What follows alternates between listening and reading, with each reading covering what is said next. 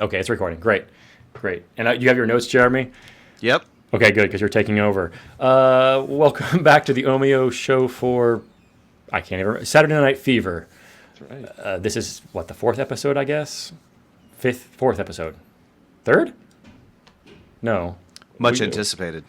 Yeah. Butch Cassidy, Yeah, huh? Patton. Yeah, huh? Shining. Oh, Shining. Shining. That's Shining. right. That was a while I ago. forgot. Yeah, yeah.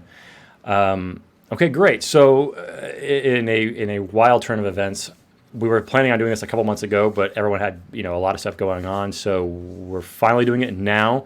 I didn't take notes. I've seen the movie 3 times. Jeremy did take notes, and we're a little bit behind today, so we're just going to kind of get into it and probably just have a different conversation than we've had before, where we were really going through line by line, which we'll see how this goes.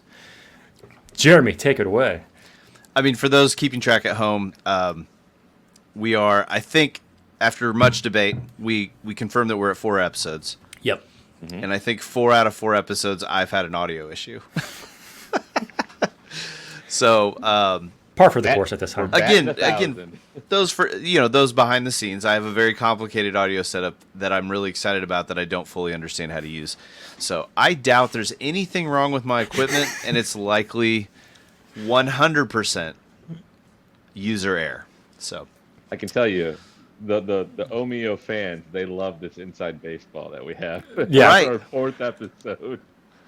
Some folks want to know how the sausage is made, and that's what we're here to provide. So.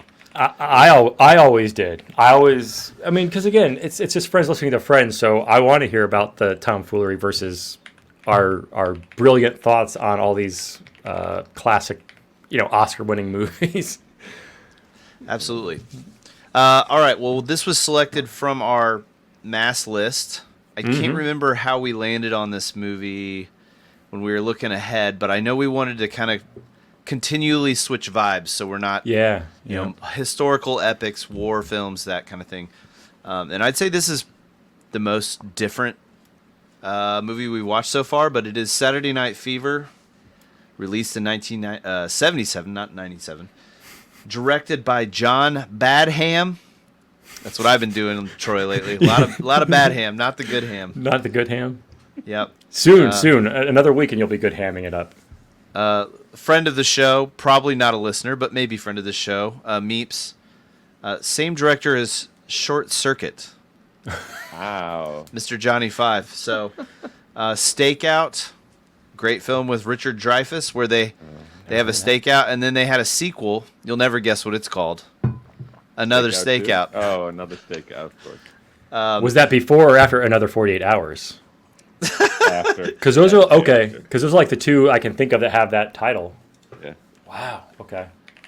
I don't know. Let's check the tape because Stakeout is 87. Another 48 Hours is 90. So we'd have to go in between, check all the in between Now we're getting movies. close. Yeah, dude.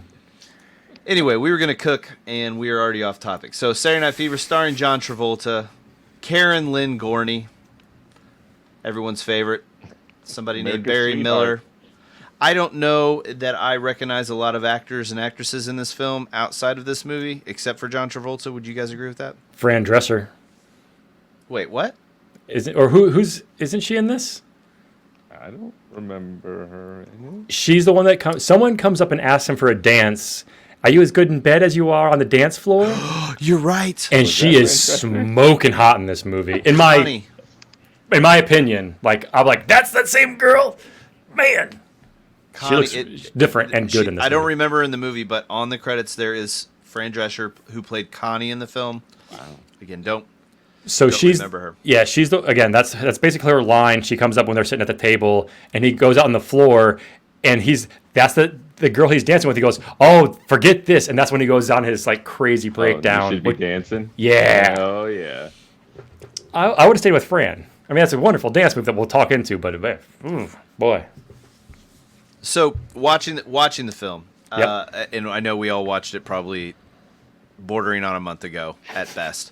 So it's not super fresh in my mind, but I thought a good place to start is what I thought this movie was and what it actually was. And this is not at all the movie I thought it was going to be. I thought it was going to be a feel good, just everyone's dancing. It's I don't know what I would compare to it. Like I don't know, maybe like a Dirty Dancing or a Footloose or something of that ilk that's kind of lighthearted and fun, and then they all get to, they solve they beat the town bully at the end by with a dance off or something. And this movie is, in my opinion, rather dark, a lot of unpleasantness, lots of things that have not aged well. A lot of this. Ooh, okay, all right. Ooh, they said that. They did. And they're not the bad guy. They said that, and they're not the bad. That's the normal. They guy. say we're the faces. Come on, y'all, we're the faces. Right. We're going in, which is a great wrestling term. I don't know which came first, but I love that. So I'll leave it with you, gentlemen, on this note. But I really didn't like the movie upon conclusion, and then as this many days and weeks have passed since we watched it, it's aged better in my mind because I think at least for me, I was presented with something different than what is reality, and that's largely the marketing and the trailers and the way people talk about the movie. And it's kind of almost not the movie's fault that that's what I was presented, if that makes sense. So I don't know. What do you guys think about that? Go for it, Matt Jones. Yeah, no, I would agree that, I think the soundtrack is so spectacular, and, this far removed, the soundtrack is basically what everybody thinks about, and, the songs like Staying Alive, You Should Be Dancing, and all those are like, they are very different from the vibe of the movie. And I kind of think about it like, it is like you could watch a movie like Avatar, and it's like it transports you to another world that you'll never see, that is completely unseen and is something that's like completely out of your experience. Like, this to me is about the same, because I don't know that I've ever, like, all the stuff that goes on, like, they're kind of in the gang, they have a beef with some other rival gang. They're like, I lived a suburban lifestyle. He's like completely like blue collar urban, he's going in and working at the paint store and yelling at his boss and getting fired and coming back in the next day, and it's like, hey, you got your job back, what are you talking about?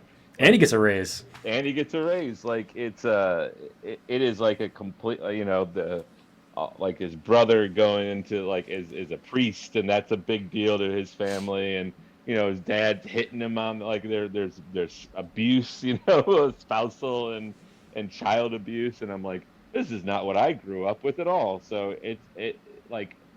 there's so much like dark and like their lives that they're dealing with, and then you have like these immaculate dancing scenes, especially like the You Should Be Dancing scene is just like absolutely incredible with like great upbeat music, and it's like, man, it's like you see like the two different world, like a different, completely different world that could be, but it's just not his real life. It's an interesting. I don't say like I personally like enjoy the movie, like, oh yeah, that, like you said, that's not a feel good movie. It's not like so much of it, the like the slice of life darkness of it is like not really my favorite type of thing. But I love the soundtrack, and it is like, it's at least interesting from like a perspective of I these are people that I do not know, and like I don't recognize them from the life that I've led, and it's interesting to watch from that perspective. So, like, there's because of lack of relatability.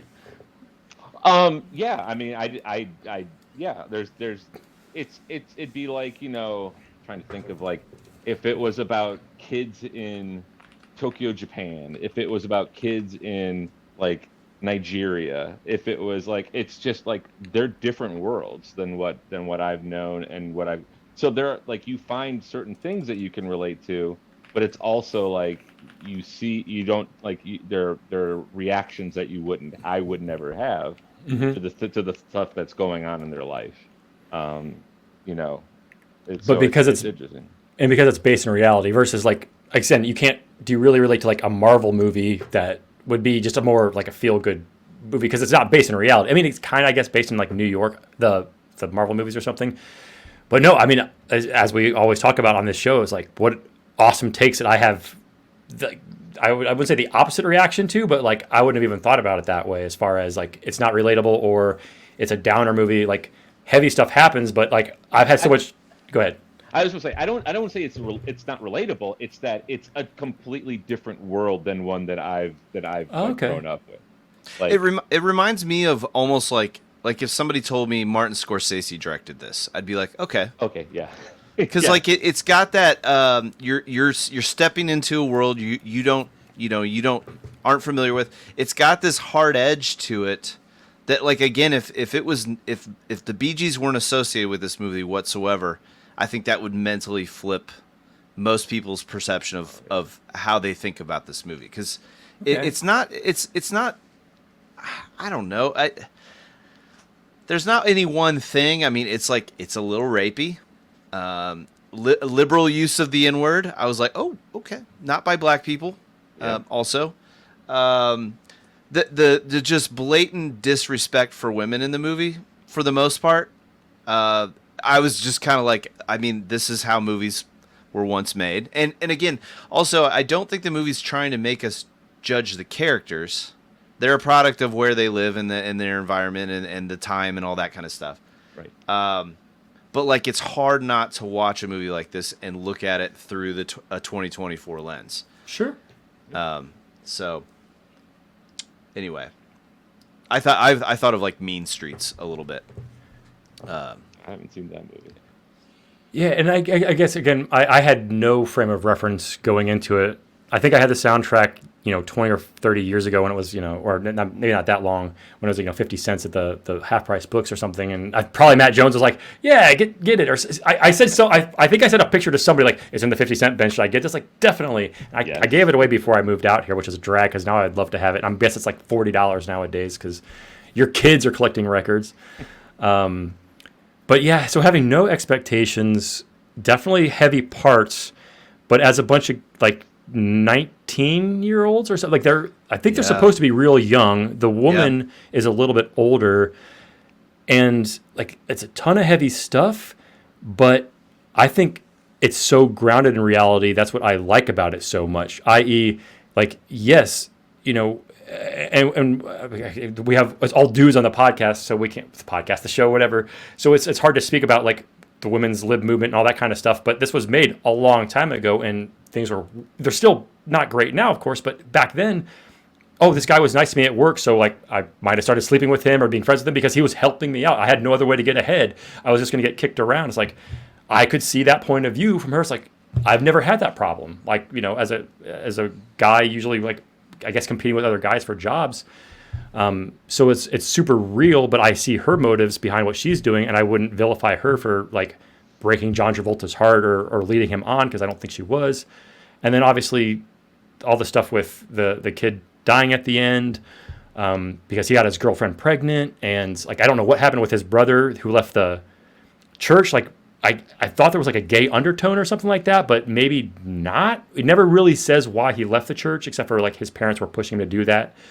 And having come from a Catholic background, who I still have relatives that are like diehard Catholics and have, I was about to use like a word crazy, but like very strong religious ties to their faith, where they would be like, I'm suicidal because she can't have an abortion because it's against the church, and I'm going to kill myself. And I don't know if he committed suicide jumping off the bridge or whatever, but it was something was going on there, and then at the very end, He's dicking around. Yeah, playing too much slapdick. Yeah. But it does come around the end, and John Travolta has the actual, like, I guess, arc. He's like, okay, I'm going to give up this crazy life that I just, my generation after generation falls into in this part of Brooklyn or whatever they were living, which now is like crazy, not the same as Brooklyn as it was back in the 70s. So, yeah, good. I mean, like, super interesting conversation but having gone out with a completely different viewpoint a year or two ago when I first saw it, I didn't have those thoughts at all, but I can absolutely see now, coming from like, this is a feel-good dancing movie. It's like, no, man, this is about like real shit for sure. Yeah, I think it's an interesting conversation just in general when you look back at old movies, how much should they be accountable to their time versus the time in which you're watching. And so it's almost like, I don't know. I don't think it's kind of like Gone with the Wind. Gone with the Wind, a lot of people feel is very problematic now, and there's all these issues with it, and the filming and the subjugation of this people, and the lead supporting actress that was nominated in it. But the movie is, what's that? She won. She won. What's her name? Oh, I don't know. I can't remember her name. Anyway, but it is absolutely an amazing film. Like I was skeptical of it. I watched it a few years ago for the first time, and I couldn't believe like the spectacle of it. Incredible. But anyway, so I'm going to try hard as we watch old movies that are old, from the lens of like be fair to it. So sure. Well, I mean, the only again, why with this wonderful conversation is like, when would you there's never been a cutoff. People still use those words in movies today. Like, is Pulp Fiction now too risque? Because a lot of people use the N-word in that movie, and it's not black people saying it. So it's like, but that was in 1993 or 4. It's like, okay, when was the last time you saw that? Or not in a long time. And I'd be curious. I mean, I only remember the only white person I remember dropping N-words in that was Quentin Tarantino. And I don't know that he's supposed to be a character that you love in that sequence either. So like, I think that is part of, but you're right. Like, as time progresses, our views change, and I'm not like, quote unquote, the wokest guy on the universe or anything, but I'm just like, I am trying to be realistic and sensitive to the times as they change. So sure. I mean, it's only really, I guess, how you feel like internally or inherently viscerally when you say, because again, like, and I've had this conversation, like it's hard for me to listen to old Snoop Doggy Dogg records, or Dr. Dre, like I used to in college even. And it's like, I would have the same theoretical offense to using those words. I would not use them myself, but it's hard to listen to that. It's like, it's so violent and vulgar and like seemingly inciting violence. It's like, well, this isn't good, but I know there's music today that's just as bad, if not 100 times worse, that's seen as art. So it's not me to say, but yeah, I don't know. I mean, it's like almost to like an uncomfortable level, like watching certain things. So I'm glad you brought that up, because it kind of goes by so quickly, and they're saying it so like just matter of factly, as like they're 20-year-old kids might be saying, 19-year-old kids might be saying back then. And I think it's especially hard for us to hear, because I don't know about you guys, but like my friends didn't use that kind of language growing up. I mean, we used other words that are now gay slurs or something, but not intended to be a gay slur. And I think you guys probably know what I'm talking about. Sure. Yeah. But like once you figure that out, it's like, oh, I can't say that anymore. Like, okay, I'm not going to say it, or shouldn't say it. You can say whatever you want, freedom of speech. But I just have to your point, no frame of reference for that, because my friends didn't act like that. But I could imagine 30 years prior to that just being completely casual conversation. So yeah. Good call. I didn't expect this to go down this path, so I'm sorry I wasn't trying to lead us this direction. But it's I think it's just as relevant as anything else, as far as old movie is old. And it's a very R-rated movie, to be fair, too. Yes. It's not like this is a PG movie where they're dropping in words and there's some problematic things. Like, this is intended to be a mature movie. There's lots of language. There's sex. There's, I'm pretty sure, nudity. Basically everything but violence. Yeah, well, he walks up to the girl. You gonna dance for me? Like, sure, baby. Yeah. Like, I'm just gonna get up there and start taking my top off. So the disco parlor is also a strip joint. You sometimes think, like, I think about how, like, John Wick is like pushing the envelope of violence in films, and Dread, for instance, like just crazy amounts of gore and whatnot that like in ways we've never seen. And you forget sometimes that like a movie that came out what did we say 1977 that like could still be pushing the envelope. Oh Lord, that'd be 50 years ago, approaching 50 years ago, right?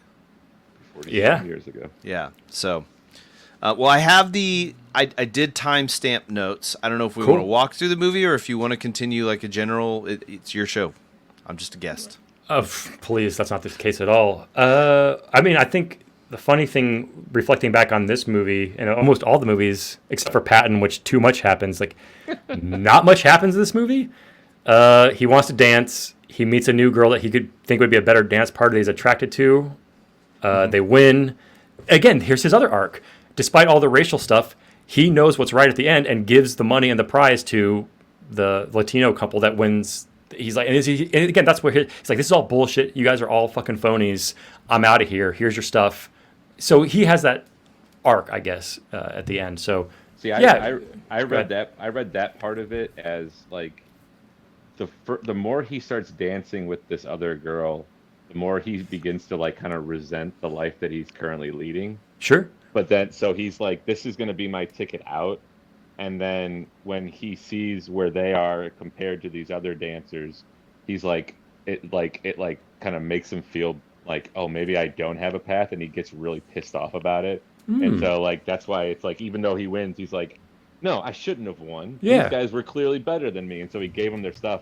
And that's when he gets rapey, and that's when like everything kind of like starts falling apart. Like it's like he, like that's how I see the thing. It's like he just like saw a world that he had, that he could like, oh, I'm so good. Everybody knows how good I am at dancing, and this might be my ticket out. I'm going to win this, and then I'm going to go do, we'll do more dancing because I have a good partner.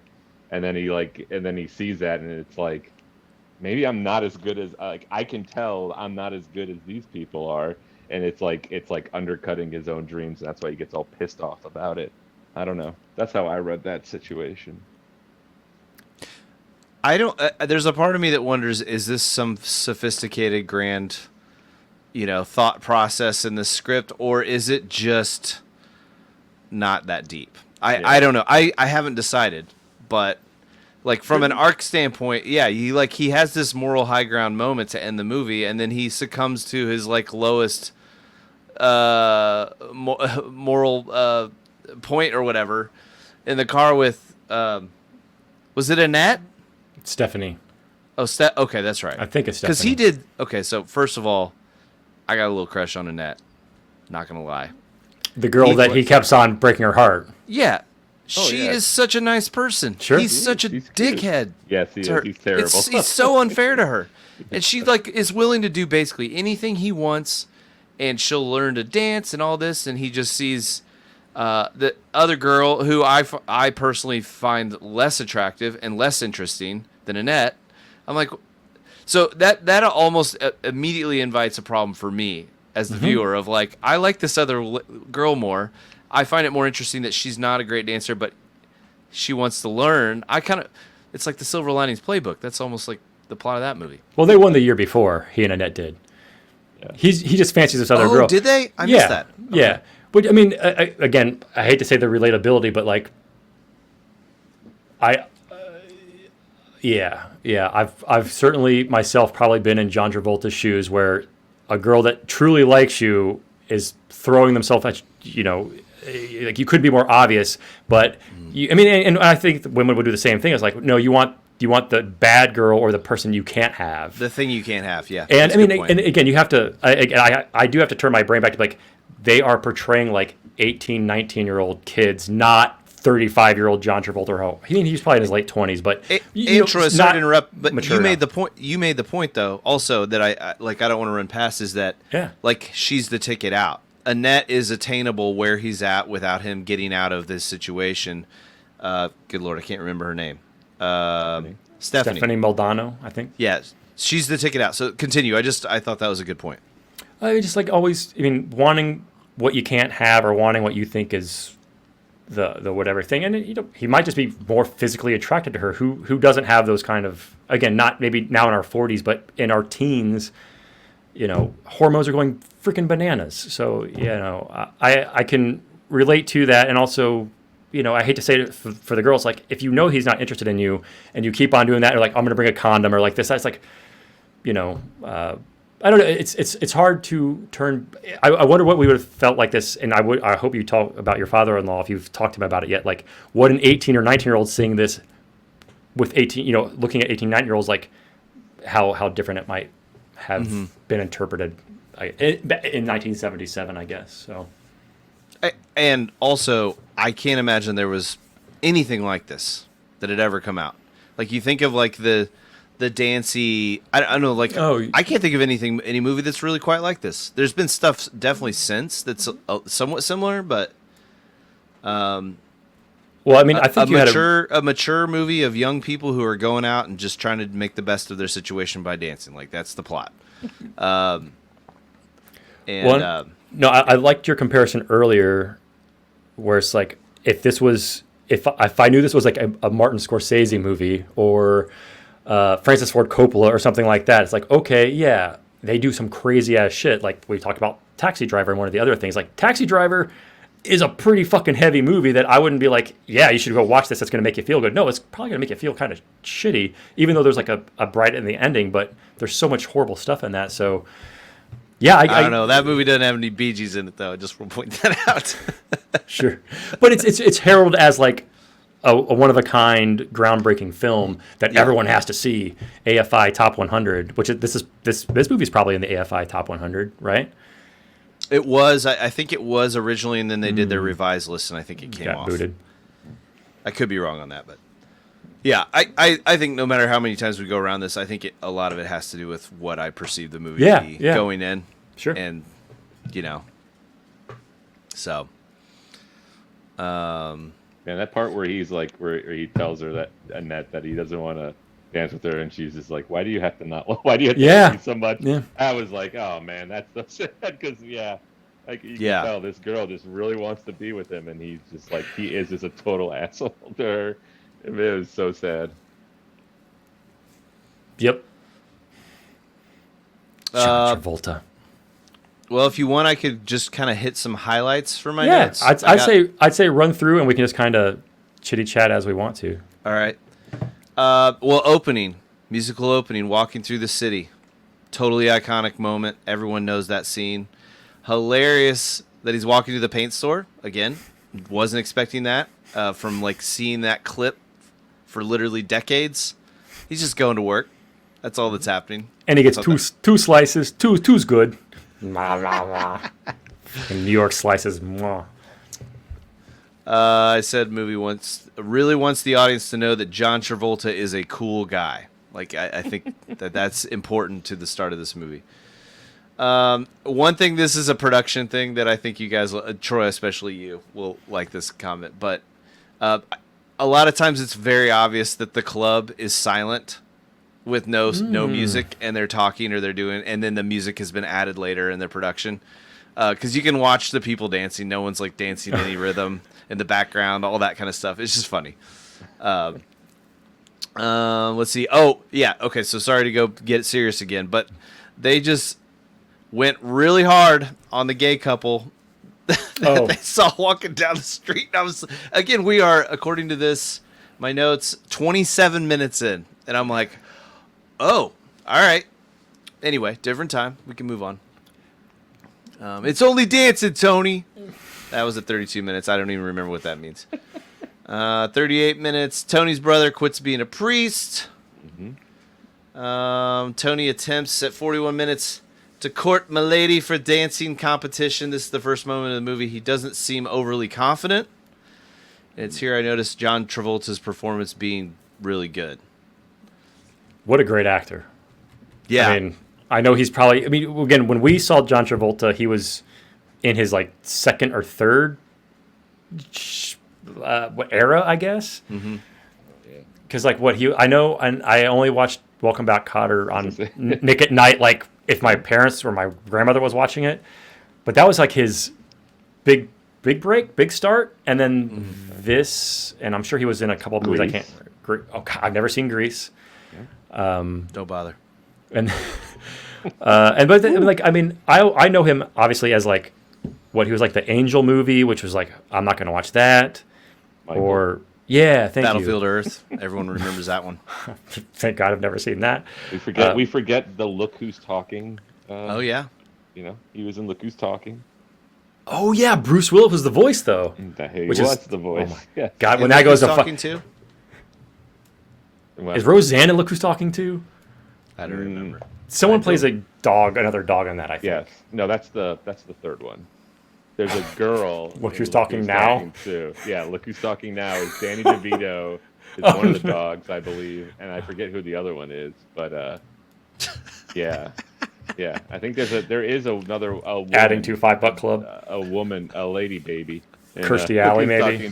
No, Kirstie Alley is the mom in Look Who's Talking. Son of a bitch. I don't know. Well, I haven't seen this movie in I refuse literally to. 30 I years. refuse to look it up. I think we should just talk aimlessly, like we know who's. No one that. will know if we're wrong anyway. That's right. That's right. There's no way to know. There's no way. Dave's gonna write in. Yeah, I mean, I guess. No, okay. I like the notes. Okay. I don't Let's think keep I have. trucking. Yeah, I don't have anything to add to any of those, unless you do, Matt Jones. No. Well, I'm trying to right. think. I'm trying to think what I was trying to think along the times. Like Tony suddenly stops being a priest. I'm like, at what point is that in the movie? I can't remember. He comes home, and then I don't know. There's like the serious moment in the bedroom where they're talking. Oh yeah. And I kept waiting for someone to say, maybe I'm just running from myself. Wait, maybe I'm just running from myself. You know, it just kind of was like one of those scenes. I mean, that was my biggest grievance with that I think I brought up earlier is that is so vague. And I even went to like, Google when I first saw it. I was like, what? Is there some underlying message with his brother leaving the priesthood? Or is that to set up, and again, I haven't had this where it's like competition between the two male siblings where they thought so highly of the brother because they were Catholics that went into the priesthood, and John Travolta was shit, and then he's like yelling at his mom like, now you got all shit kids and all, that's a pretty heavy scene, of course. Yeah. So is it just to set that up and to give him more of an arc, or was there something else? Was it trying to say something about Catholicism? I don't know. It's left, and he goes to the club. The guy's like, father, my girl loves the taste of communion crackers, and then he's like, I gotta go, and he's like, all right, see you later. I read it personally as his brother got out. He's one of the only people that got out. Oh, okay. And he got out by doing something that's very counter to their upbringing. Like, he's becoming a person that he wasn't, and he couldn't do it. Okay. I don't know. I could be. No, I mean it's probably again. I was maybe looking too. I was like, there's got to be something deep here. It's like, no, just I became what my parents wanted them to be me to be. I never wanted to do that, and I think he says something like that. Like I was whatever, and so. But again, that's for everything that's going on in the movie. It seems almost unnecessary, I guess, at that point. But who knows? Who knows? Sorry. Well, like continue. you said, there's not that much that theoretic. Like there's things that happen, but in like the grand scheme of things, there's not like huge ups and downs. It is, like you said, grounded in reality. In reality, things are little bits and pieces along the way. It's not usually like as dramatic as most movies kind of make them out to be. So. Sure. I'm with that. Great way to put it. I have a note that says Stephanie's voice is very hard to deal with. Is this a speech impediment or an accent? And I think as the movie progressed, I realized it was an accent, but Brooklyn. her I don't know it. I don't know if it was just me, or like, is this somebody who learns a different accent that they don't already know, and it just sounds funky, or there was something going on with her voice that I found unpleasant. But I don't know.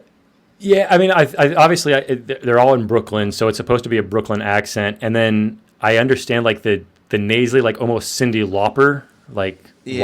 why. So it's a good. I've never seen any of that other woman's movie, so I don't know if she, because I mean John Travolta obviously doesn't really talk like that, but he's doing a Brooklyn accent there. Coffee, I like coffee. Yeah, just coffee. So 51 minutes. We already hit this a little bit, but dinner table scene. Whoa! I do appreciate this movie is filled with imperfect people. Because even the parent, nobody's perfect. yeah. So, why do you hate me? All I ever did was like you. And I put a note next to it that just said she's not wrong.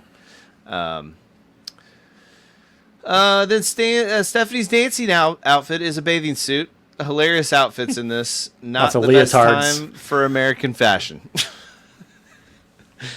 Will we reflect on yoga pants that way in 30 years from now? The Jinkos are back with the kids now. I've Like heard this- that. Oh, Harper has a pair. You And kidding me? it's- Good for her. Tell her she's super cool, She and loves I it. support She that. thinks it's cool, and I'm like, all right. Far out. I'm like, this is gonna die like it did the first time, and she Are- stayed dead the first time, but. Do they still measure them in the pipe bottoms, like 42-inch pipes? It's like, but kids are wearing like the waist size is like 22, but their pipe size is 42. It's got a more hippie kind of vibe to it than like the new metal vibe that So more the more flair. Yeah, like I don't think any of them are listening to Limp Bizkit. I'll put it that way. Let's hope not. Probably for the best.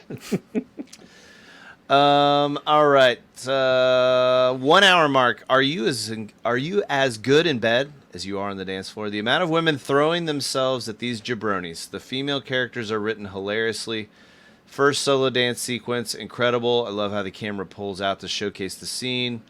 Can't help but feeling like the dancing is less impressive than the movie wants me to think it is, though. But I think that's a little bit of disco. You know, people aren't like doing head spins and stuff on the floor. It's like more straight ahead. But like disco dancing is kind of awesome and simultaneously kind of hilarious at the same time. Come on, we got to all agree on that, right? For sure. There's almost very little leg awesome. movement. It's That all on the scene is hips so good. and up here, and the legs are kind of not doing a lot. Until he does the splits, and he's to your Doing point. the thing where he's like kind of bouncing back in and forth like that. Yeah. Oh, Well, that no, leg's going on. well, I was going to say, Jeremy, to your point, it's very funny you say that, because when I first saw the movie, I had to go immediately to YouTube and like, oh no, we just lost him. No. No, I'm here. I'm sorry. Oh. I had to grab a Kleenex. I was just going off camera. Oh, okay, okay. So I went to that scene just because I wanted to rewatch that scene, of course, and it's got 8 trillion views. But if you go into the comments, it's nothing but dudes like, "Fucking, we would dance circles around John Travolta back in the day. This guy has no idea what's going on. Like, if you think this is a good dance scene, you're stupid. We were so much better than this." So it's like, What? people, yeah. I was like, prove it, bro. Tag your video, jabroni. So I don't know. That scene's incredible. That scene is so awesome. It gives me goosebumps. I It's can't so believe good. it. And to your point earlier about production, I have no idea how they did that. I mean, probably multiple takes, and then whoever edited it. I should say the editor should get a fucking ton of credit. This is pre Avid or Final Cut or whatever. But I also heard, and maybe it was in the trivia, like that they were going to try to cut that. But John Travolta was like, I practiced so hard for like months that if you cut this, like he was going to be really bummed out. And boy, oh boy, are they lucky that he fought for it, because that scene is timeless.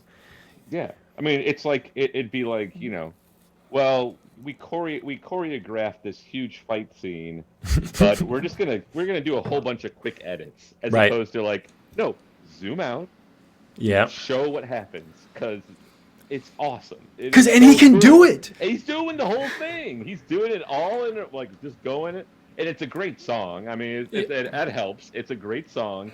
He's dancing it all up. Like it's so awesome. It is so awesome. Because we said it earlier, and there's a common link. I didn't understand, having seen Pulp Fiction 20 years before this, why it was such a big deal that Quentin Tarantino was always like, I got John Travolta back on the floor. Can you believe it? Like, can you believe it? It's like, what's the big fucking deal? It's like, oh, my parents probably was like, look at John Travolta's back on the dance floor. He's And that's still a- got it. Which is a great scene in his socks. So, Yeah. all right, Jeremy, where were we? No, you're good. I don't disagree. It's not that the dancing isn't impressive to me. I think it's like the whole setup of how the scene is framed is like what makes it so. Because I mean, it's not just like the song is part A, and then the dance is part B, and then the lighting is part C. Like the way the whole production of that whole sequence is so badass. So. And he clears the floor. He's so good that everyone Yeah. thinks, because he's the face there. He's the king. And in the disco era, who didn't want to be that guy? I mean, like I can't dance, and I'm okay with it. I've made my peace with it. But like I've seen people, in movies and stuff, like do that, where like everybody, oh look how good of it, and I'm like, everybody's got a little bit in them where they're like, that would be cool to like be able to do that, and I can't. So. And now you guys can back up the reports that I read as not having children, but like, isn't that the big thing? Like Fortnite dances, they just want to record themselves doing Fortnite dances that come out. That's the popular thing to do. Yeah, TikTok dance. Okay, Yep. TikTok dancing. Sorry, Yep. but There's a lot of crossover, so you're not wrong. well, it's like that's the first time I ever saw in a game, like they call it like emoting, right? Which it's like, oh, I'm gonna do that, and then like they're like that's a dance now. It's like, oh, I'm gonna record myself TikToking that or whatever you said. So Yeah. everyone wants to be John Travolta. I want to be John Travolta. Holy crap. He looks amazing in this movie. The hair. Look on the hair and you touch it. Yeah. That's the best thing. Oh, God, I'm so glad you brought that up because it goes by so quick. He smacks him. He's not mad that he smacked him. He's mad that he messed up. I work a long time and then he gets up and... what a performance. Sorry. All the racism aside. There's a lot. All right, let's see here. Hour and 8. Tony is really mean again to Annette, asking her about her contraceptive usage. Give me a blowjob. Just give me a blowjob. Like, what? All right. I was like, I wrote, these characters are hard to root for. Were these people considered cool at the time? But we kind of already hit that, so we can move on. But it's we have to refer back to like what we, and I'll say, if not people in the room, is like friends that were doing in their late teens, like treating the opposite sex like shit. And that goes for women too. Like I knew plenty of girls that were playing guys and like treating them like shit, dumping them and going out with their best friend the next week. Like that's just what happens when your hormones are going crazy. So I don't know. Like I unfortunately it feels bad as a 40-year-old now, but like, yeah, man, like I was super shitty to people and vice versa. Like I had my heart broken by girls and stuff. And I also had girls that like, why don't you like me? It's like, I'm sorry, dude. I'm just not attracted to you. Like but like to the point of like, she's so nice. Like, dude, if you don't do it and vice versa. He doesn't even like her. That's more the issue with me is that he doesn't even like her and he has no interest in being with her. But he's just like, all right, well, this is what you can do for me right now. And I'm going to ask for it very directly. And it's just, I don't know. I've never said that to a lady before, but anyway. But next scene is the bridge prank. Oh, God. Again, very mean to Annette. Mm-hmm. Guy in the car calls her a stupid bitch for literally no reason. That's what I have in my notes. He's like, stupid bitch. That's the guy. I'm like, what's pregnant? And he's like, yeah, stupid bitch. Yeah, I'm like, who are you? At this point, this is the point in the movie where I was like, fuck all these characters. I hate all of them. I'm like, what are you guys doing? The only person there that's a remotely nice person is the person who's getting shit on. Yes. Anyway. And I don't even know what this note is. I just wrote, these are some homophobic bros. Something must have happened right after it. All right. This is a good moment. Hour 17. Tony asked for the day off. Oh, yeah. That was a good moment. Immediately cusses out his manager, who appears to have been good to him, and quits. Like, again, this is right after the bridge scene, which is right after the blowjob scene. At this point in the movie, I'm like, is the fact that he's a really good dancer enough for me to overcome all the other problems? I don't know. It's tough. I'm being a hater. I'm sorry. No. I just have a completely different frame of reference and or being able to see, again, myself and friends as teenagers and how horribly we treated each other at the time. Again, not just boys to girls because we were in the 90s and 2000s, but girls to guys.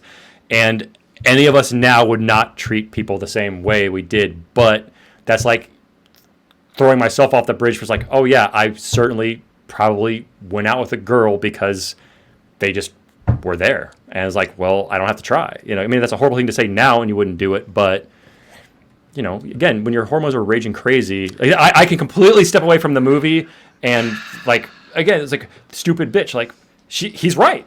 Like, that he doesn't like you, but you keep persisting. No. If I do this, I do this. And he says stupid bitch because she fell for the fact that they thought he fell off the bridge. Yeah. They're like, ha, you fell for it, you stupid bitch. That's what they're saying, stupid bitch. No. For the kid that's in the car, I interpret completely differently. Like, okay. You're tagging along. Like, you get what you deserve. Like, now they're just straight up fucking with you because they can. Yeah. And as I said, I friends on both sides of the fence that did that. Do you ever talk to a boss like this, though? You're like, fuck you. You won't give me the day off. I'm out of here, bro. No. I don't know anybody who's ever... I've never cussed at a boss, but I've certainly come to... Yeah, I've quit a lot of jobs, dude. I've quit a lot of jobs. Mr. Yole came to blows at times. Not you and Mr. Yole. No, yeah. No, No, of course not. Oh, All right, Matt well, Jones. we can move on. Marty. From that. Agree to Sure, disagree, but yeah, Sure. I don't know. All right, Tony is helping Annette move. Meets the ex, who is much older. Oh, you The movie is very clear about the outlining of the age and life difference between all three characters. He's introduced as to X as unspecified status. He tells her not to stay. I thought this was really funny. He tells her not to say super because people don't say that anymore. And so I thought that was an interesting scene because we see like she's also chasing after something too. There's a lot of people using each other to get ahead or get out or whatever. Oh, yeah. Yeah. I mean, that's her big thing. She wants out of Brooklyn into Manhattan because people act differently in Manhattan. That's right. Which, again, it's funny now thinking about that in Brooklyn because Brooklyn is like, especially like right across the bridge, like the hippest, most expensive place to live in all of New York, Williamsburg. Everyone wants to go there. So it's like, wait a minute, Brooklyn ain't that bad. But back then, it was apparently all shitty. Immediately following this scene, again, don't at me. Tony seems hurt by this situation, but why? He's her dance partner. Why is there some expectation? Tony acts like a child throughout this movie. You forget he's supposed to be only 19 in the movie, and that's to your point, Troy. I think I may be looking at John Travolta in some sort of more present day terms. He is supposed to be a kid in it, but I'm like, he's not. She's very clear. You're my dance partner, and he's all mad that she has a boyfriend. And I'm like, what? Like 20 minutes ago, you asked a random girl for a blowjob, and you're mad. But okay. It's like, think again, it's hard to think back to freshman. This would have been freshman year of college for all of us. And like the horse shit that people did I said, for high school, me too. Like this stuff is not far fetched. Like people having sex on the yard and parties in Carmel, like all that kind of weird shit. It's like, no, I mean, again, maybe you guys weren't experiencing it, but like, I think I lived a more was. uneventful teens years. Okay. I lived a very sheltered life. I won't. Yeah, I did not. Despite where I was raised, people were you were in a band. pretty out there. Not when I was 14. Well, no, not when you were 19. Oh no, maybe I was when I was 14. Oh yeah, well definitely when I was 19. I was more of a square when I was 19. I didn't even drink my first year and a half of college. And people were told me like at the sophomore parties, because most of my friends were a year above, is like, you're not going to drink? You're not going to fit in? I was like, I fit in just fine. I don't remember why I started drinking, but it was kind of fun. No, dude, I was super straight edge during high school too, man. Like, because I only wanted to play music. But to your point, it's like, there was other people doing stuff that were friendly, so... Yeah. Okay, cool. Well, again, fun conversation of like different backgrounds where it's like, I can see this. I don't see these people as evil at all because everyone was. I hate to say like girls were doing, but like girls were completely I think you've kind of made my people. point a little bit though, Troy, too, though, because when you think about it, like we would not act this way now, right? We understand. We've learned from our ways. Like, so I think there's a little bit of that in this movie where it's like they're acting crazy. This is probably not the best way forward, but they are the youths, and this is how the youths act. Like, we can in our older years, yes, we can empathize with their situation, but I don't know that I can justify it in the same way as I would empathize with it. I don't know if that makes sense, but we understand it, but we don't condone what's going on. Exactly. It's understandable. These kids are young. They're dumb. In reflection, yeah. They're growing up in the environment that they're growing up in. Yeah, there's like probably there's a lot of racism, but there's also probably a lot more like interaction and friction, especially back in the the late 70s in New York. You hear about how things are much rougher back then. So this is why I kind of say it's like introducing me to a world that I did not have experience with when I was growing up, and I still have not had experience with now that I am grown up. So it's a different thing. Well, just like hormonally speaking, like again, as I'm in my mid 40s now, it's like the testosterone just isn't there, for better or for worse. Like I think it's for better because I'm much more sane, but as a testosterone fueled sexually active teenager, like you can't, not only just not justify, but it's like you're it's just almost you're not in control of yourself.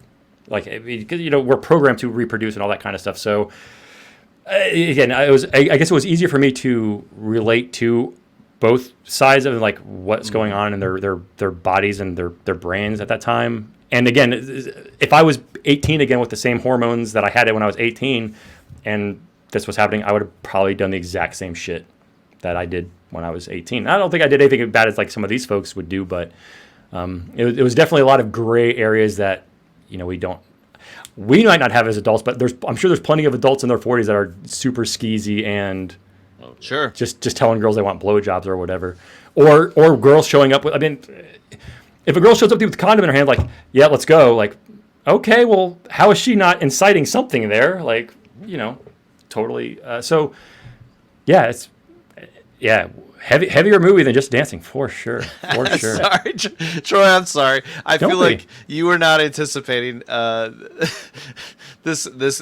critiques that I brought. So No, I'm I love sorry. it. I wasn't like trying to set a trap or anything. I'm just No, but I'm like, no, not at I'm all. reading my notes and like I'm like, man, I was pretty hard on this at the time, and I'm reading my notes. I'm like, even though I'd had some time and some gap from it, I'm like, yeah, I kind of agree with my original thoughts now. Again, reading these notes. But so, I mean, can you not watch Goodfellas?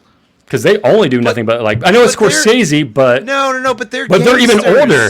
They're gangsters. Oh. They're not, no, but they're not supposed to be good like people. them. Yeah. Yeah, they're I not guess supposed that to is be the relatable. difference. We're seeing it through the eyeglass of a world that normal people don't experience because we aren't drug dealers. We don't move cocaine. We don't shoot people in a cornfield in a shallow grave. Like, we don't relate to those people. This movie, I mean, everyone that I know went to high school, and most of the guys I knew chased girls, and some of us didn't dance as much, but we played in bands. Sure. A lot of this is relatable territory. But like for instance, I didn't write the time marker down, but like post dance sequence, he literally tries to rape his dance partner, and there's absolutely no excusing that. I don't care if it's just the time or like kids will be kids. There is that's the point where I'm like, fuck this guy. He literally tries to rape her. He literally does. It's not even like kind of sort of.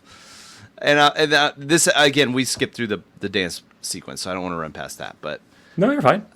but yeah, I find these characters very problematic in my mind. Anyway, we're retreading a lot. Sure. That's my fault. Do we want to talk about the final dance sequence? And I skipped the fight sequence, hour 27. I said yeah. fight sequence. Why? I can't remember why I said why. Did it feel out of place? Who were they fighting? I don't remember. So one of their buddies got beat up, got jumped earlier in the movie, way earlier. So they were trying to hunt down this rival group of kids that hung out at a bar. Again, it's hard to think like a bunch of 18 or 19-year-olds were hanging out at this place or whatever, pool hall. So, I mean, that almost seems like a studio note of like, we need some more action in this because young testosterone males probably in the day were like, hell yeah, get those motherfuckers. Like, that would be me fighting somebody. Again, we didn't grow up in Brooklyn, so it's not necessarily relatable for us. But, yeah, I mean, I would agree that seems like a cuttable thing. Like, well, do we need that? It doesn't push anything forward, really, except for the guy eventually says, it might not have been them. Yeah. And, again, the weird undertone of they don't like the little guy that got his girlfriend pregnant that goes to pick on Annette, but, like, they've got the tougher of the group are making fun of him for not, like, really fighting them, I guess. So there's something there as well. But again, for the little things that happen in the movie, there's all these like loose ends, I guess, or like plot points that are like, or again, but maybe it's just day in the life of these kids, like a snapshot of 1977. I thought it was them, like him saying, him realizing more and more. It's just like, wait a second, my friend lied to us about who jumped him, and we just went in there and got our ass beat. It's like, what the hell am I doing with my life, kind of a thing. And it's like he really wants to get out of this. Like, I think the more he interacts with Stephanie, who's theoretically kind of already out of that life, the more he's like, I need to get out of this. I want to get out of this life.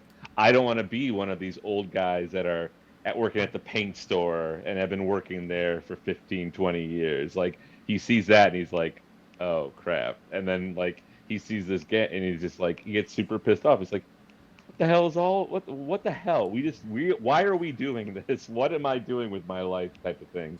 So I think that's like continuing to like it gets to a boiling point, meaning like, oh, I'm gonna win this dance competition and I'm gonna get out of here. And then it just Yeah. Well, he still wins it. well, to your point, I think you brought it up. The final dance, like they just picked a really shitty song. Like, I mean, not the song that isn't bad, but like as far as a dance competition song, like, nah, no. The other teams definitely had better songs, more disco anyway. The Hispanic couple was pretty awesome too. Oh, for sure. Yeah. But like, if they would have done, what were they dancing to in the studio practice? Anyway, it was like a more slow, like ballroom dancing kind of song, right? Do you know what their final song was? Yeah. How deep is your Oh, love? Was it something about a woman. more than a woman? Yeah, thank you. More than a woman to me. I mean, the time signature, the BPM alone is way down there. Yeah. Yeah. Any more notes? So kind of a little bit of a, it's probably a surprise ending of like they won, but which I think is kind of cool, and he takes the high ground and gives the better team the trophy and whatnot. And the money. We'll just breeze past the scene in the car. The rape. And let's see here. Bridge again. Okay, so we're back at the bridge. Yep. He calls Annette a cunt, which I'm just like, okay. We're back to Annette. I don't know why we're mean to her again. And then I just wrote, Doofus is going to fall off the bridge. We all know it. Line space. Well, he calls her. Then he does. He calls her a cunt because it, again, said if you haven't had this ever happen, was like she's trying to get back at him, so she's doing a bunch of drugs and then sleeps with two of his friends in the car in front of him. Yeah. So he's like, so now you're a cunt.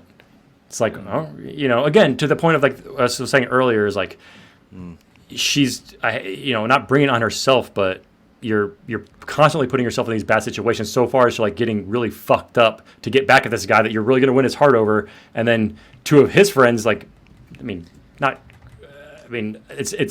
not consensual at the time when she finally wakes up out of her drug stupor, but like, dude, it's super heavy movie, especially if you've seen it a couple of times. It's like there's a lot of just layers upon layers of shit in there. So Yeah. that's why he said that at that point in time.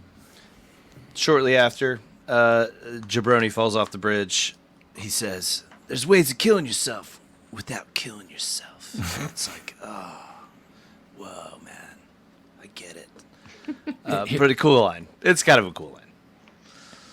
Like I couldn't tell. I need to look this up. I don't know if you guys noticed, but like I couldn't tell at the end if the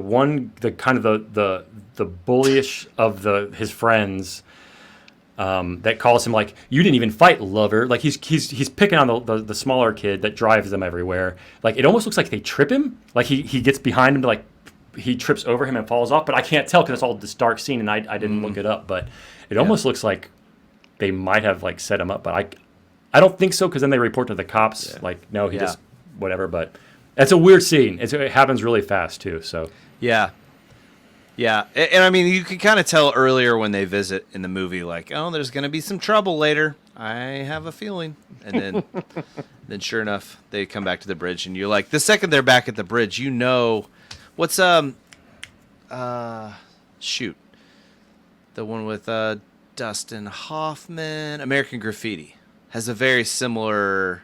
Dustin Hoffman's not an American Graffiti. No, who am I thinking? Oh, Richard Dreyfuss. I'm sorry. Richard That makes Dreyfuss, sense.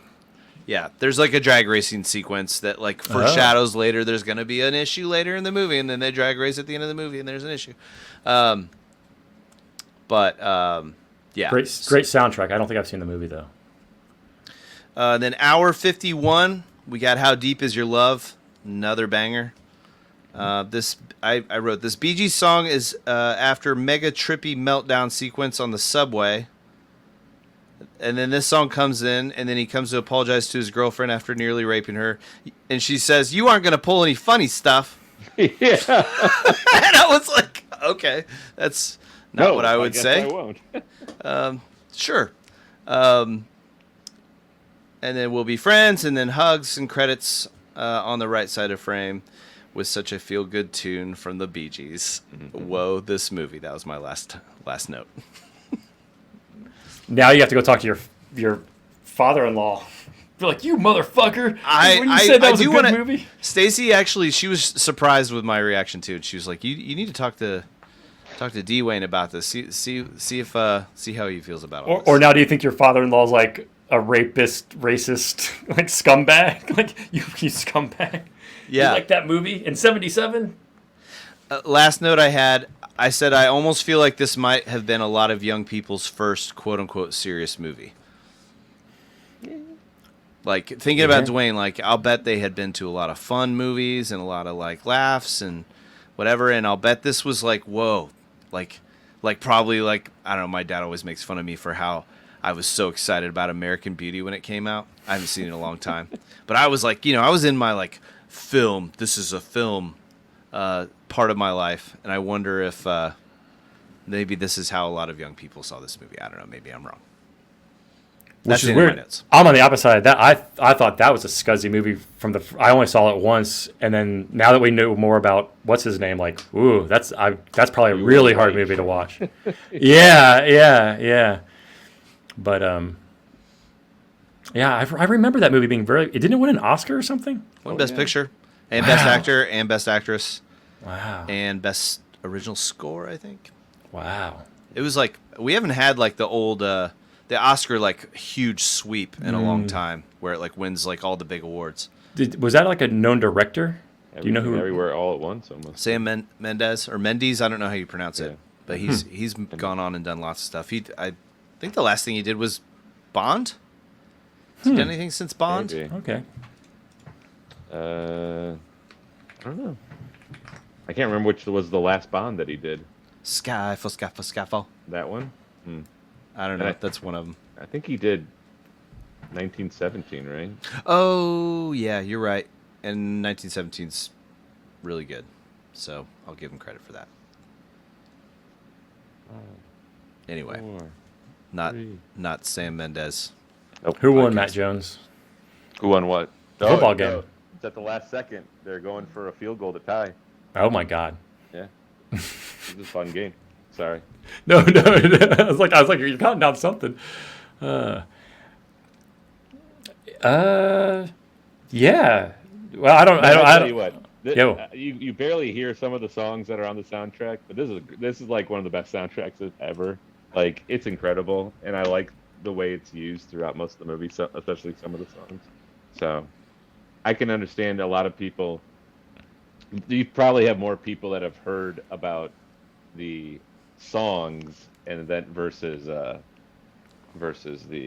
movie. I bet you there are many more people who know like all the songs and have heard the album over and over and over again versus those who have seen the movie and heard the album. Could you imagine seeing this movie for the first time and not knowing any of the music in advance and being like, damn, like, because like a lot of these songs have been borderline, I don't want to say beat to death, but like, what's the main track? The you got Staying Alive. Staying Alive. Like, I've heard that enough where I'm kind of okay if I don't hear it for like a really long time at this point. But it's still a great song. But like, if you heard that for the first time, like, damn. Well, the question too, we were talking. I don't know if you were joined in yet, Jeremy, but I ordered a history of disco. Boy, that's hard to say. History of disco book, because I'm super curious. This was obviously one little nugget at the end of it, but like, were these songs out before the soundtrack? Like, because Bee Gees have a longer. Like, I don't know. I'd have to look it up, but. I'm guessing some of these songs were released prior to and then thrown on the soundtrack, unless it was only done for the soundtrack. I honestly don't know, but that's a good point. That'd be a fun.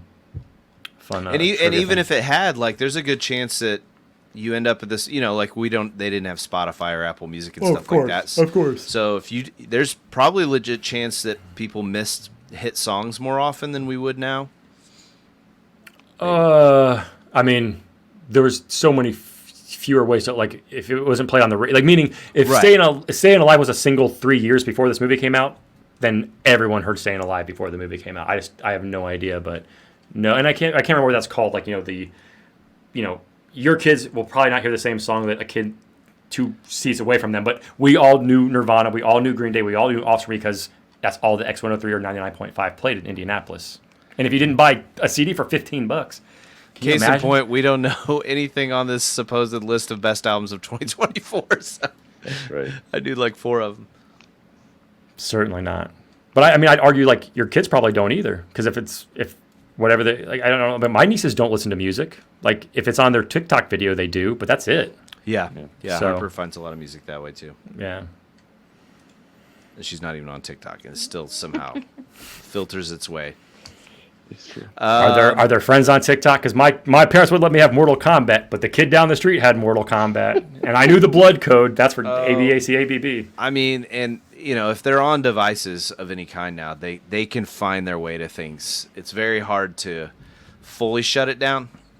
Sorry, every Right. time I hear "shut it down," I think of Gordon Ramsay. Shut it down. But I want to DJ it, but we don't DJ it here. What do we? What's our? Do we want to do like a final takeaway or? I thought we did like recommendations. Okay, Like, Yeah. would you recommend the movie? I'll go last. I'll go first. Yeah. I know this may shock you. I actually do recommend you watch this movie. I think this is a profoundly interesting movie.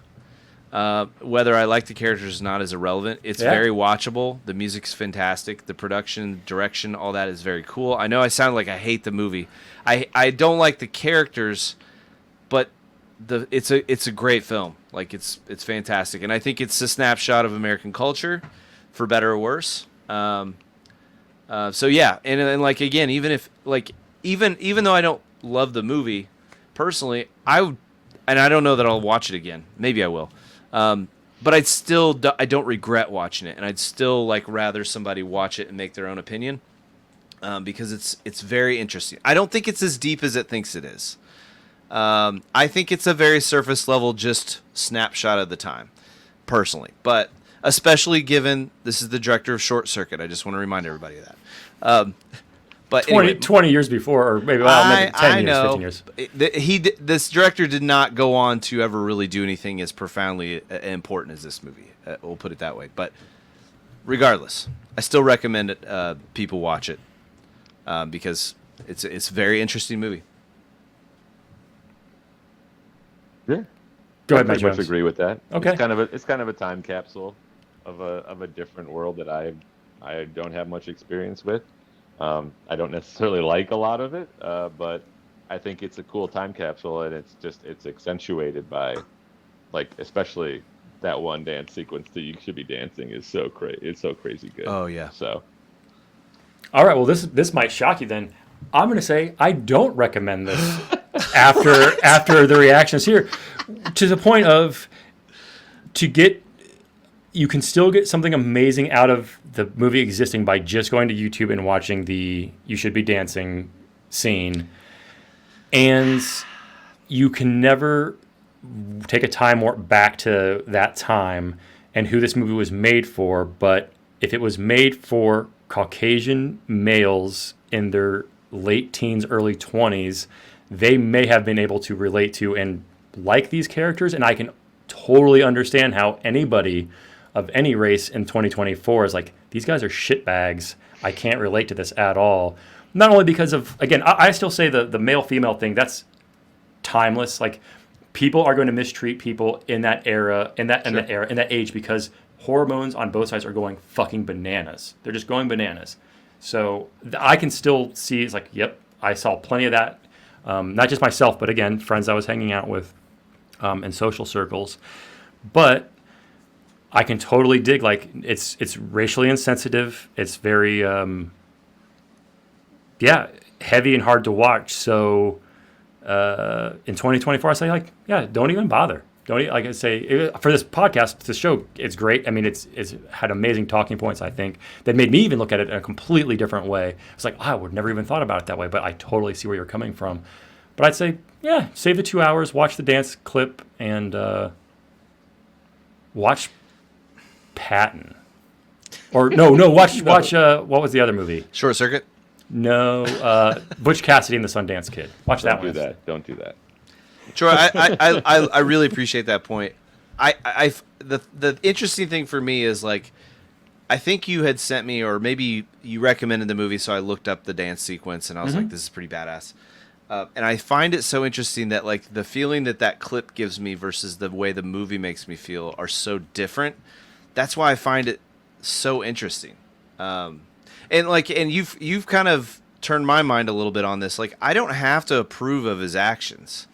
Does John Travolta's character act in a way that like a person potentially would act? Like, I think you made your case on that. Like, that I don't have to approve of him as a person. Do I buy him as a character? And maybe I do. I don't know. Sure. It's interesting. And I really know, think of it that way. I know the attempted, like, okay, I've got this girl in my car. I'm going to start to like try to make out with her and whatever. Like, I didn't see it as an extreme case of like the rape that happened, just a little bit before with them taking advantage of the girl that's on drugs. So, I mean, I've certainly never been in that boat, but like, I'm sure people in their high school years, like boys or girls, like wanting more than like, I'm going to get to third base, baby. It's like, no, it's like, okay, like people do that shit. People want more than they get either on either side. So again, I didn't have as much issue with that just because, I didn't see it as extreme, especially for someone of that age versus like what can happen. Yeah. There's a fucking show called like The Golden Bachelorette now. It's like 60 or 70-year-olds like sleeping with 8 guys. So like, I mean, we haven't gotten much better. So, it's. I think that show Euphoria is like pretty much this movie, but just today. I don't know. I've never seen it, but I mean, there's something through Red Light like called MILF Manor, where it's like old celebrity moms sleeping with old celebrity moms' sons. Like, so if that's on network television, like, but cable television. Oh, sorry. Matt Jones is a subscriber to MILF Manor. I'm just saying. He's like, don't talk trash about my MILF Manor. You're not I haven't getting missed that an on episode. CBS. What channel is The Bachelor's on? Oh, where we're just fucking everybody in hot tubs. Only on Bravo. But yeah, I don't know where we're going with that. I appreciate like the conversation and it's like, okay, well, yeah, seeing it different ways. So yeah, I say not recommend. I can't imagine that there will. I don't know what I don't know. Yeah, we probably need to discuss what are we watching next. What you've been watching, yeah. But I kind of almost don't foresee another movie being this polarizing between us. Anyway, yeah, I don't have the list. Oh yeah, it's on Google Drive? It's on Google Drive. Yeah. Well, while we're bringing that up, I just want to call out again for those keeping track at home. The Indiana Hoosiers football team is ranked 23 in the nation, undefeated. Likely to continue that case this weekend in Northwestern to be 6-0, followed by Nebraska at home, likely to be 7-0 in my opinion, followed by Washington, likely to be 8-0. And there's heavy. Washington's not that good. Oh. Heavy. There are favorable odds right now. I was shared an article by my brother-in-law yesterday. Vegas odds are at 36% chance that IU makes the college football playoff, and that is pretty good. And now that you've gone into this, Northwestern is going to fucking slam them, Jeremy. Well, we're 13.5 point favorites on the road, so I feel pretty good about it. But, all right. Okay. OMIO movie list. Here we go. Are we? Troy, do you want me to be in charge of this? This is not my baby. No, go ahead. Somebody pick something. I mean, the thing is, I own all those movies. I made the list, so. That's true. Everything on this list is up for grabs, right? Yep. Okay. So, so I see on the tab it says REVWD. That means reviewed? The day that we actually. Oh, that's when watched it's it. eligible. So, for instance, Fargo says 2026 because it came out in 1996, right? Yes, right. Okay. So there should be one column that says when we watched the movie or when we reviewed it. So on Saturday Night Fever, we'd have to put this date. But then there's a future for other movies that aren't eligible. If I may make a recommendation. Yep. It is the spooky season. Okay. I see Friday the 13th on the screen. The original? The original, 1980, directed by Sean Cunningham. Sean Cunningham, yeah. I guess. I mean, I do own He all directed first 8. He Yeah, I know directed you do. Short Circuit Part 2, actually. It's ironic. I just made that up. I mean, well, I think that'd be a great pick because you're going to see a bunch of teens doing a bunch of promiscuous shit that you'll be like, oh, yeah, that's how 18 and 19-year-olds act when they're at camp. I would like to. They're all fucking in the lake. I just think want to know if that it's should- consensual. I think that should be the next movie because I have been so curious to understand why Troy likes any of these Friday the 13th movies, and I want to hear his side of it. But the first one is not a good example of why I would like these movies. I mean, 4, 5, 6, 7, 8, and then and again, they're all on. I don't know if they're all on that list, but I own them all, and they were all $5 Club. But I can throw out an alternative spooky. I see a few spookies on here. We've got, and sorry, it's a Justin Davis reference. That's why I call him spooky. spooky season. We got They Live, 1988 It's not on the really a list. spooky We got The season Thing. movie. I'd love to watch The Thing again. Maybe The Warriors is a spooky movie. It's Another thriller. it's another New York movie. I was gonna say this like, we started talking about it. I was like, oh yeah, the scene where they go beat up the kids in the pool hall or whatever it is. I'm like, that kind of reminded me a little bit of the Warriors. That's all the Warriors is. Yeah, I know. So, it's kind of reminded me of it. I mean, I've go ahead. Oh, I was just gonna say I've never seen Creep Show. I see that on the list, and I actually just got that acquired at air quotes this week. I've never seen Creep Show either. If you don't think Friday the 13th is a good one, Troy, then I would be down to watch Creep Show because I've never seen that movie. And then the last one is The Birds. That would be the other. Yeah, I mean, Go go ahead. ahead. I'll stop talking. Sorry, I keep No, interrupting. I would say. I mean, I would love to. I've probably only seen the original Friday the 13th once or twice, and probably a while ago. No problem watching it and talking about it because I think historically it's thought of as a really good, slasher movie or what have you. It's just great twist ending too. Right, and it's just not compared to the other ones. Okay. Kevin Bacon is in it, so it can't be all bad. Bacon. But Jason Goes to Hell. I think that's the superior of the two. boy, oh boy, that's like my one I do not care for too much. I was Because Jason's not too much. referencing a Everybody random one hates that's it. like 10 movies later. Everybody hates Jason X. How about that one? I like Jason X a lot, but I was a freshman in college when it came out. So it was funny. It's a fun to watch horror movie. It's hilarious. No, I think it would be a great movie to talk about. But to your, the only thing I was saying, Matt Jones, is it wouldn't be a good representation of why I like that movie because I like Hockey Mask Jason, which is not until I think part 3. 3, yeah. Which is a stupid movie because it's just not very good. But 4 with Corey Feldman on 5, and if you want to really know, yeah, which is 100% Map's fault because that's the first one I bought on DVD because of that joke. And Jason's not really in part 5 either, but it's amazing Friday the 13th movie. So Is that eligible? Oh, it's probably not on the $5 Club though. oh no, it is. For the first 8 are all $5 clubs, and they just probably aren't on the list because I figured nobody wants to talk about Friday the 13th part 5. I mean, I would. Have you seen it? Yeah. Okay. I know that I've watched it specifically because of memes. Maps, of course. Yeah. All right, Matt Jones, your call. Do we just watch part 1 or do we watch Creep Show?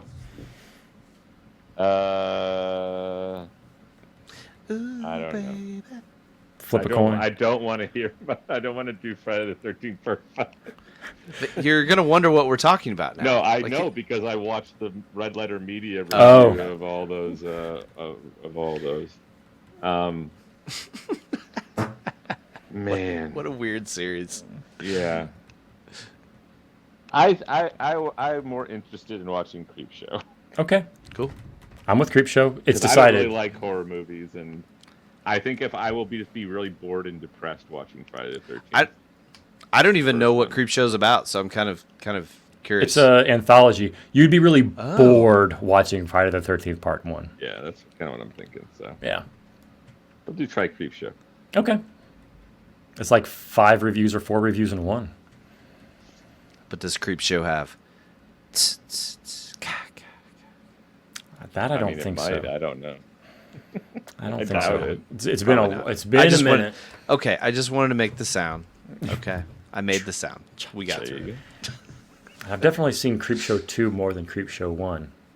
Really? Which scared the hell out of me because there's like a blob thing in a lake in Creepshow 2.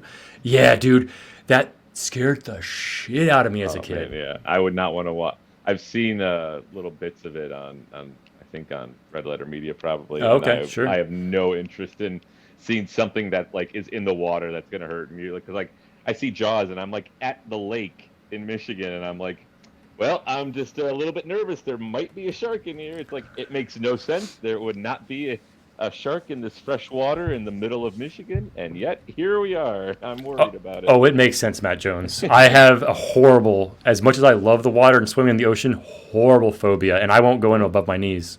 Yeah. Is Creepshow the first anthology horror thing?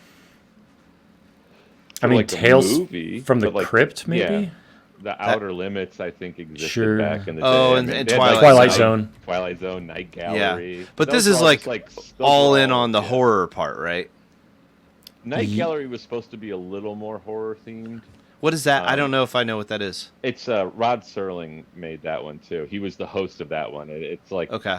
If you've seen the Simpsons episode where where Bart's like hosting the Treehouse of Horrors and they look at paintings in a gallery. That's Night Gallery. They're making fun of Night okay. Gallery. It always comes back to Simpsons. So is Night Gallery like 60s and 70s range? It's or 70s, yeah. 70s? Okay. Yeah. Because Rod Twilight. Serling was Twilight Zone, right? Correct. Yeah. And that's prior to Night Gallery, I assume. Yes. Yeah. Okay. Okay. Cool. Once Twilight I Zone love finished up, they did. He went and did Night Gallery eventually. So. I loved Tales from the Crypt, like back in the day. I don't know if it holds up at all, but like I remember, like it was one of those where we had HBO and I'd catch an episode like unbeknownst to my parents, and like, oh my gosh, this is crazy. You became It's probably Keeper fan? terrible. Big fan of the Crypt Keeper. I love the the intro where it like zooms into the dun, dun, dun, dun, dun, dun, dun, dun, bam, bam, bam, bam, bam, bam, bam, bam, bam, bam, bam, bam, dun, dun, dun, dun, dun, dun.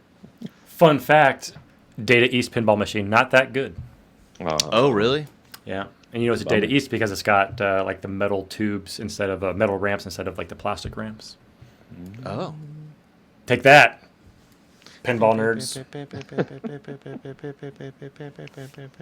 I don't think there was ever a Friday the 13th. There was a Freddy pinball, which was not very good. I think that was maybe a Data East as well.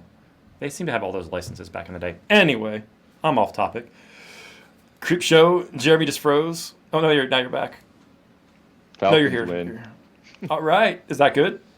I don't know. It's the NFC. Who cares? Now we get to find out, is the audio any good? I'm very, very curious. Hey, in all seriousness, bros, I'm really, really sorry. Like, you guys waited a really long time, like literally an hour. And I'm sorry you had to wait on me. And again, at this point, we don't even know if we were successful. So I'm sorry. sure something recorded. We'll put it up anyway. Say after the initial influx of YouTube must have put us somewhere as far as like new channel, because the first video has like 300 something views somehow. The next video has like 150. The last video has 20. So it's like, Troy, yo, you still there? yeah, I'm here. Oh. Is everyone else still there? Yeah, I was hearing you the whole time. I don't know. Okay. Oh, weird. Matt Jones didn't freeze, but you did, Troy. Sorry. Continue. Oh, okay. Oh no, I was just saying like I don't think we have to worry too much about how the sound sounds, because We're about to break through. only our closest friends are going to be able to watch it, or will be watching it. Texas. The algorithm's Maybe. not kind to us. Well, I think they must do something for like first time uploads or something, because there's no reason why that first video for what's that Butch Cassidy. Bush Cassidy has 300 something views, and then 150, and then 20. Whereas like it was basically the first day, whatever people would watch that one, like our friends that like, oh yeah, a new thing is up. That's it, which is what we want, right? Mm-hmm. But so yeah, Some I don't random know how they do person it. like related to that movie died that week, probably. And, like, somehow, like the assistant art director or something like died, and like it showed up in somebody's search Just- algorithm. Just Robert wait till Redford. Yeah, just wait till Redford dies. Our view count's gonna go. Is he still alive? Yeah, I think so. Oh, I thought so sorry. too, but That's one of those actors that like I thought already died in my head, but well, to your point, I think he's probably been out of the public eye, and I think he's one of those like if you see what he looks like and like the state he's in, I don't like think it's Jimmy too Carter. great. Y'all see Jimmy Carter this week? He's No. 100. They Jimmy He's 100. Cartered him out on a gurney. He hit 100 years old. He looks way old. I'm sorry, Rumja. He's been in- I got he's the been in- Rumja head shake He's there. been in hospice for 18 months. So, Yeah. Jimmy Carter. yeah, That's a long time to be on hospice, it's a dude. long time to be in hospice. Yes, it is. I mean, I guess they're going to try to keep former presidents as long as they can, but I feel bad for the former president at that point in time. Like, dude, there's a time when you have to let go, you know? I mean, yeah, I guess. He was But- born in the Roaring 20s. Like, like what? Yeah, man. Oh, Just imagine the shit that man had seen over his life. Yep. Unbelievable. He, Unbelievable. he loves the TikTok dancing. He can't do the TikTok dancing anymore because he's 100 years old. yep. That's true. I mean, morphine's probably pretty amazing. I don't know. I've never done it, but I'm sure he's been on 18 months of morphine drip. So It's a hell of a drug. They got him scoot. They got That's what somebody they tell scoot him me. around. that's what they tell Do me. little spins with him and all that. Yeah, popping wheelies. I mean, so Jimmy Carter would have been old when Saturday Night Fever came out. You would have been 50 something. Yes. I don't understand these kids. We were already No, at no, war no. when we were 18. Right? He was would have been in older his than 60s. we are. He was older than we are. He was 53. Okay. Wowzers. What a old ass man, you know? 53. I couldn't even imagine. Yeah. We're all gonna be in our 50s, like, like somebody's Very gonna remember. soon. Remember when Very Jeremy soon. was laughing about us being in our 50s? We're closer to Saturday Night Fever than Saturday Night Fever was to Jimmy Carter's birth. Think about it that way. Which is why we all came back to this why this show exists in the first place. What Jeremy said, my daughter's distance from Ghostbusters is more than I am from Casablanca now, and I would Yeah. expect her to watch that movie. So Oh, man. it all comes around. Yeah. I gotta pee. What do we creep show? Creep show. You We'll know see what- you then. You know what you gotta do, Not Matt next Jones. week. What? Watch Creep Show? Think harder. What do you have to do at the end of every show? I don't know. I Salute the forget. duck. Salute the duck. Oh yeah. No. Sorry. Thank you. Thank All right. you, StreamYard.